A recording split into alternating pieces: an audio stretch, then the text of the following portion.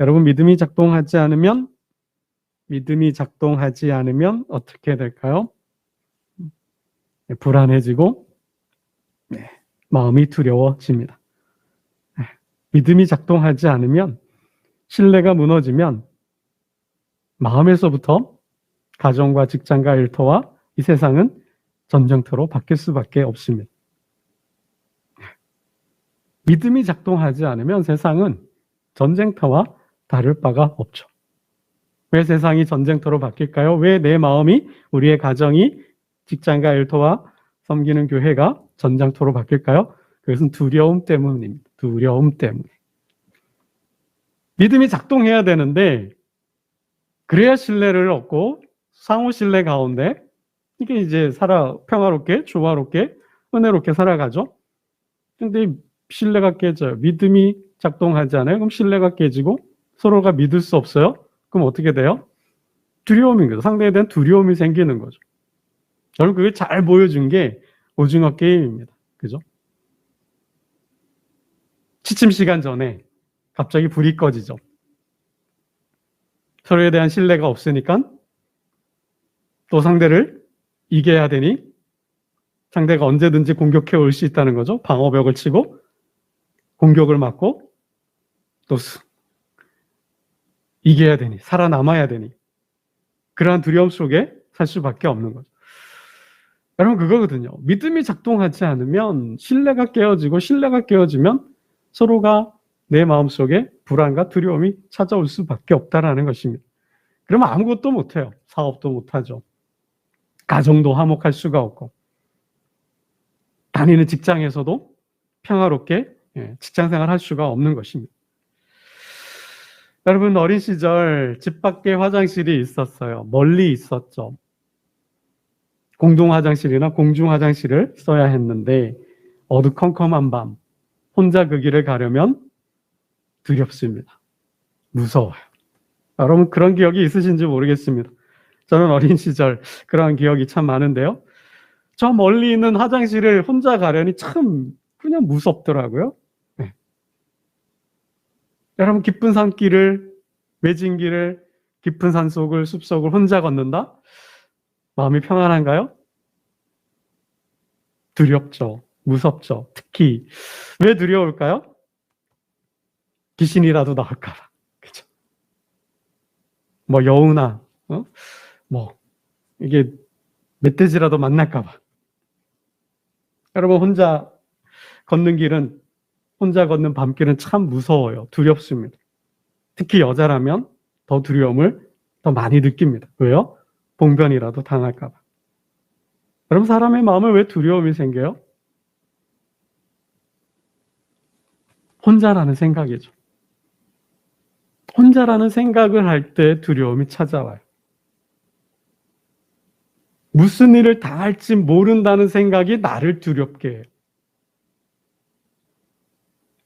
어두컴컴해도 공중 화장실이 저 멀리 있어도 깊은 숨속이 아니어도 나와 함께 걷는 사람이 있다면 마음이 좀 낫죠. 덜 두렵죠. 그래도 좀 걸을만 해요.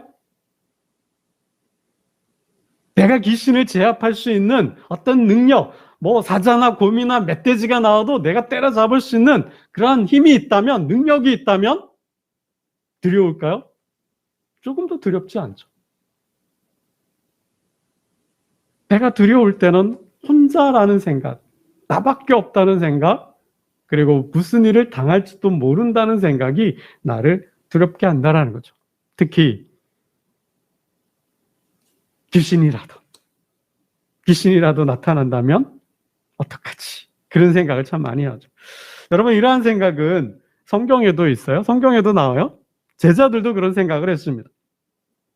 주님은 산에 기도하러 올라가셨고 제자들은 갈릴리 바다를 건너고 있었습니다. 풍랑을 만났죠. 그 모습을 보고 주님이 제자들을 살리려, 구원하려 바다 위를 걸어오셨어요.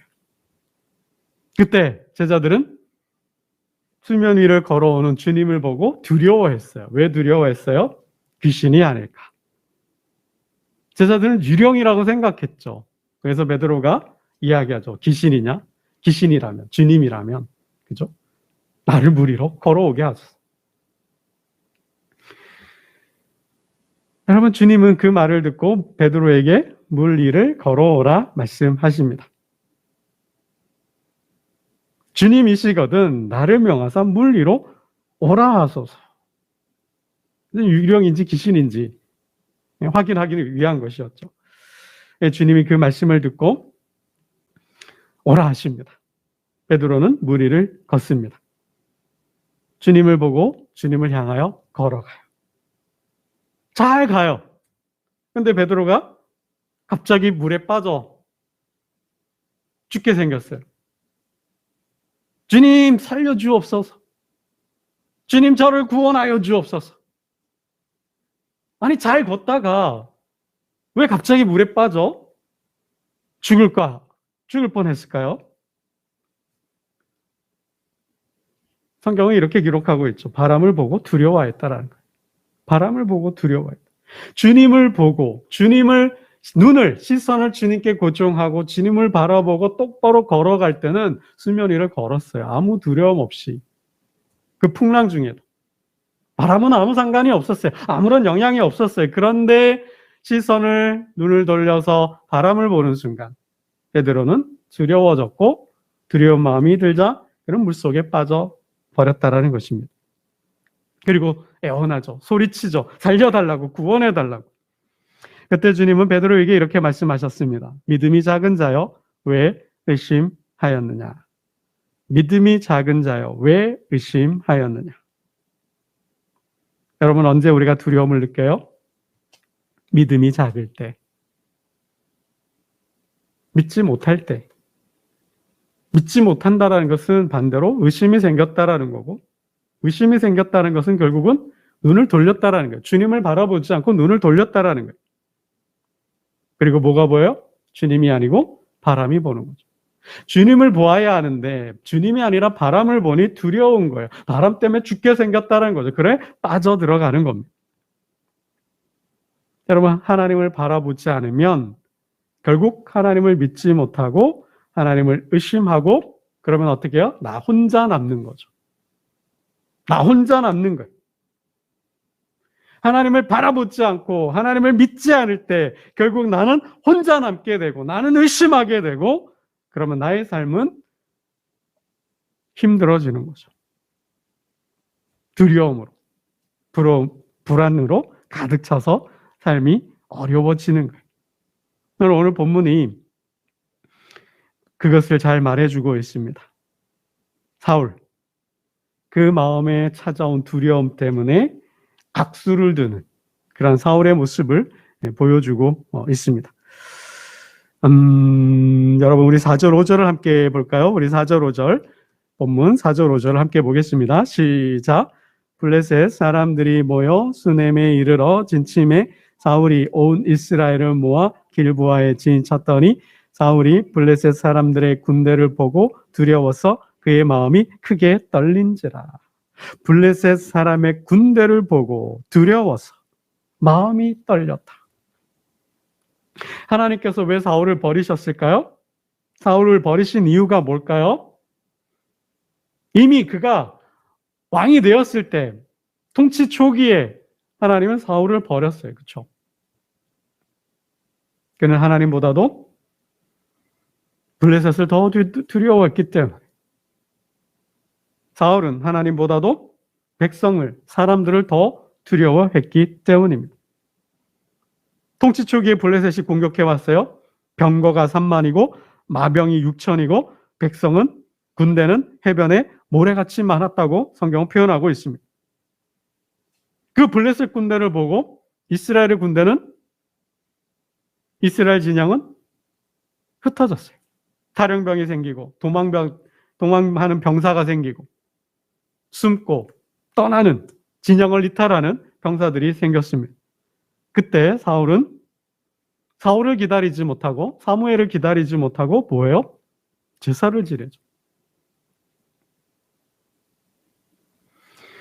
그때 도착한 사무엘이 사울에게 이렇게 이야기합니다. 왕이 망령되이 행하였도다. 왕이 왕의 여호와의 왕의 여호와 하나님 여호와께서 왕에게 내리신 명령을 지키지 아니하였도다. 그리하였더라면 여호와께서 이스라엘 위에 왕의 나라를 영원히 세우셨을 것이거늘. 하나님보다도 블레셋 군대를 더 두려워했어요. 도망치는 병사들을 보고 자기를 떠나는 병사들을 보고 그 상황을, 그 모습을 더 두려워했다라는 거죠. 다급한 마음에 제사를 드렸어요. 번제를 드렸어요. 여러분, 그게 믿음으로 드리는 그런 제사였나요? 아니죠. 여러분, 사무엘이 오기 전에 자기가 직접 제사장이 되어서 드렸던 제사는 이런 모습이죠. 여러분, 엘리 제사장 때도 블레셋이 공격해오죠. 1차 전투에서 패했어요. 그래서 어떻게 해요? 법궤를 가지고 오죠. 실로에 있던 법궤를 가지고 와요. 왜요? 법궤가 있으면, 법궤가 도착하면 이긴다고 생각하는 거죠. 여러분, 똑같은 거예요. 내가 제사를 지내면 이길 거라고 생각하는 거예요. 여러분, 그게 문제가 아니죠. 믿음의 제사가 아니라면, 하나님 주시는 마음으로, 하나님 주시는 힘으로, 하나님 주시는 믿음으로 드리는 제사가 아니라면 그 제사는 뭐예요? 요식행위예요. 형식적인 거예요. 가식적인 거예요. 그냥 종교 행위예요.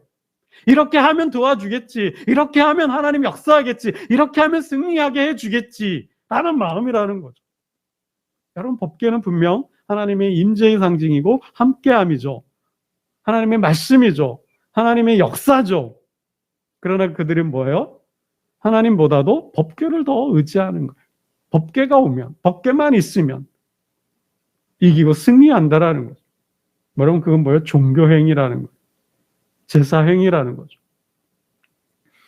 여러분, 사울 왕이 그랬다라는 거예요. 그는 하나님보다도 백성을, 하나님보다도 블레셋을 더 두려워했다라는 거죠. 그 모습이 아말렉 전투에서 더 분명하게 드러나게 됩니다. 여러분, 아말렉 전투에서 그가 불순종하잖아요. 순종이 제사보다 낫다. 사무엘로부터 책망을 받지 않습니까? 그때 사울 왕은 사무엘에게 이렇게 변명해요. 사울이 사무엘에게 이르되 내가 범죄하였나이다. 내가 여호와의 명령과 당신의 말씀을 어긴 것은 내가 백성을 두려워하여 그들의 말을 청종하였음이니이다. 백성들은 뭐예요? 요구해요. 이 좋은 소를, 이렇게 살찐 소를, 이렇게 비싼 소를 어떻게 죽일 수 있습니까? 살려둡시다. 우리가 가집시다. 그 청을, 그 요구를 사울은 거절하지 못한 거죠. 거부하지 못. 오히려 받아들이고 오히려 더 함께 동참해서 적극적으로 자신의 탐욕을 채우는데, 승리의 기쁨을 이루는데, 만취하는데 오히려 일용하죠. 오히려 뭐야? 핑계를 대고 변명을 해요. 하나님께 드리려고 했다. 하나님께 제사하려고 했다. 속마음은 뭐예요? 내가 이들의 요구를 들어주지 않으면 이들이 떠날 것이고 어쩌면 나를 해할지도 모르고 그러면 전쟁이 질지도 모르고 나라는 왕권은 무너질지도 모른다는 거죠. 그걸 생각하는 거죠. 하나님보다도 누가 더 위에 있어요? 사람이 더 위에 있다라는 거예요.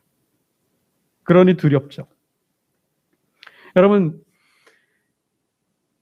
믿음이 작동해야 할 때 믿음이 작동하지 않으면 이렇게 인간은 두려울 수밖에 없어요. 두려운 마음 속에서 나오는 모든 생각은 결국은 악수일 수밖에 없고 그러한 선택과 오판으로 인하여서 우리의 삶은 망가질 수밖에 없다. 멸망으로 치달을 수밖에 없다라는 거죠. 여러분, 성경은 그러한 두려움 가운데서 하나님을 바라보지 못하고 하나님을 믿지 못하여 망한 이야기들이 참 많이 나옵니다. 여러분, 북이스라엘을 창업한 왕은, 북이스라엘의 초대 왕은 누구예요? 여로보암이죠. 여로보암이죠. 그는 하나님의 선지자로부터 말씀을 들었습니다. 하나님께서 솔로몬의 나라를 쪼개어서 너에게 줄 것이다. 네가 만일 하나님을 믿고 하나님의 말씀대로 하나님의 법에 따라서 국가를 경영한다면, 통치한다면 그 다윗의 나라가 너의 나라가 될 것이고 너의 나라는 영원한 나라가 될 것이다. 그런데 여로보암이 어떻게 했어요? 우상을 숭배하죠. 단과 베델에 제단을 쌓아놓고 송아지를 숭배합니다. 성경은 이렇게 기록하고 있습니다. 그의 마음에 스스로 이르기를 나라가 이제 다윗의 집으로 돌아가리로다. 만일 이 백성이 예루살렘에 있는 여호와의 성전에 제사를 드리고자 하여 올라가면 이 백성의 마음이 유다 왕 된 그들의 주 르호보암에게로 돌아가서 나를 죽이고 유다의 왕 르호보암에게로 돌아가리로다. 저들이 나를 죽이고 유다의 왕 르호보암에게 돌아가리로가 생각한 거예요. 그래서 궁여지책으로 그렇게 생각해낸 아이디어가 뭐예요? 하나님께서 모세를 통하여 준 법이 아닌 자신의 법을 통해서 우상을 만들고 제사장을 세우고 절기를 지정하여 자기 멋대로 제사를 예배를 드리게 한 것이. 왜 백성들로 하여금 죄를 짓게 한 거예요? 왜 이러한 우상숭배의 앞잡이가 됐어요? 백성들이 나를 죽일까 하여서. 나를 죽이고 다시 르호보암에게로, 다윗에게로, 솔로몬에게로 돌아갈까 봐 두려워해서 이렇게 했다라는 거예요. 여러분이 이렇게 하나님이 없는, 믿음이 작동하지 않는 그 마음에서, 두려운 마음에서 나오는 생각은 반신적이고 반신앙적이고 반성서적인 생각일 수밖에 없는, 그래서 망하는 거죠. 여러분 예외가 없어요. 다윗도 마찬가지였죠. 지난주 우리가 다윗의 망명하는 모습을 보았어요. 그 망명으로 인하여서 조국을 쳐야 하는 딜레마에 모순에 빠지게 되죠. 왜 이런 일을 당하게 됐어요? 내가 이 나라를 떠나지 않으면 사울에게 잡힐 것이고 그러면 나는 죽는다는 거죠.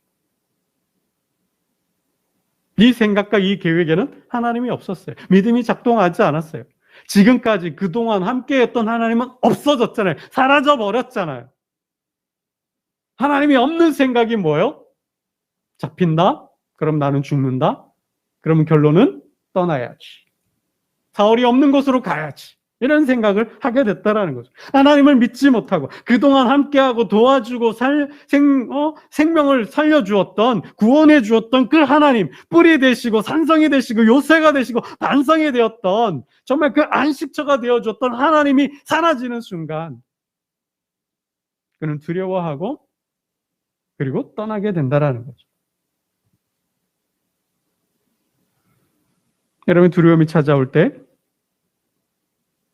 하늘을 보아야 합니다. 하나님을 향한 시선을 놓치면 안 된다라는 거죠. 시선이 잠깐이라도, 잠시라도, 한순간이라도, 단 한순간이라도 하나님에게서 벗어난다면 두려움은 엄습해 옵니다. 두려움을 느낄 때 믿음이 작동해야 되는데 믿음이 작동하지 않으면 결국 망한다라는 거죠. 믿음의 결국은 구원이라 했습니다. 불시험에도 남는 공력 있는 믿음이 구원한다 그랬습니다. 여러분 하나님께서 두려워 떨고 있는 여호수아에게 뭐라 말씀하시나요? 강하고 담대하라. 여러분 여호수아가 왜 두려워해요? 모세가 죽었으니까. 왜 하나님은 자신을 후계자로 세웠어요? 그리고 하나님께 사명을 받았어요. 가나안을 정복해야 돼요. 왜 두려워요? 하나님을 바라보지 못하고 자신을 보고 있기 때문에 두려운 거죠. 여러분 그 광야의 기세가 다 어디로 가버렸냐고요. 그 땅을 보고 온 정탐꾼들이 안 된다, 못 한다, 우린 할 수 없다, 돌아가자. 그들은 거인이고 우리는 스스로 보기에도 메뚜기 같다. 메뚜기가 어떻게 거인을 이기냐. 그러니 우리 돌아가자 할 때 여호수아는 뭐라 외쳤습니까? 갈렙과 함께 그들은 우리의 밥이다. 하나님이 우리와 함께 하시기에, 하나님이 우리와 함께 하시기에 그들은 우리의 먹이고 그들은 우리의 밥이다 라고 외치지 않았습니까?